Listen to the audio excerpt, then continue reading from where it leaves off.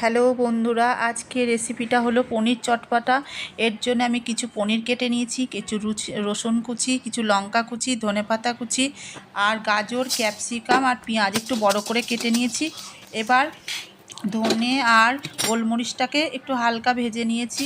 এরপর কড়াইতে তেল দিয়ে দিলাম, কড়াইতে পনিরগুলোকে ভেজে নিলাম। পনিরগুলো ভাজা হয়ে গেলে তুলে নেব এবং ওই কড়াইতেই একটু সর্ষের তেল দিয়ে দিলাম এবং তেল দিয়ে এখানে রসুন কুচিটা দিয়ে দিলাম প্রথমে, তারপরে লঙ্কা কুচিটা দিয়ে দিলাম।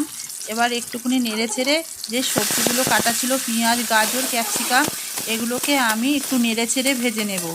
একটু নরম হয়ে যাবে, পাতলা করে গাজরগুলো একটু কেটে নিতে হবে। এবার একটু নেড়ে চেড়ে ভাজা হয়ে গেলে এর মধ্যে আমি নুন দিয়ে দিলাম। এইবার আরেকটু নেড়ে চেড়ে ভেজে নেব। নেওয়ার পরে আমি এখানে যে পনিরগুলো ছিল সেগুলো দিয়ে দেব।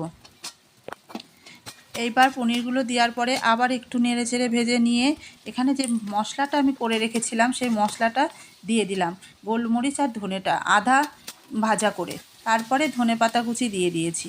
এবার দিয়ে একটু নেড়ে চেড়ে নেবো। কী সুন্দর গন্ধ আসবে দেখবেন একটা ভাজা মশলার। এরপরে আমি কাশ্মীরি লঙ্কার গুঁড়ো দিয়ে দিয়েছি, একটু কালার হবে, এতে খুব সুন্দর কালার আসে।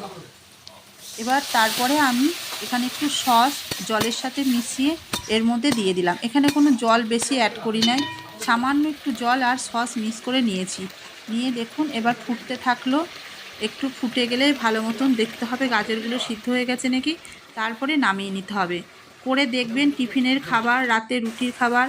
আপনাদের ভালো লাগলে লাইক কমেন্ট করবেন। দেখুন কত সুন্দর হয়েছে। আবার নতুনত্ব রেসিপি নিয়ে আপনাদের সামনে আসবো।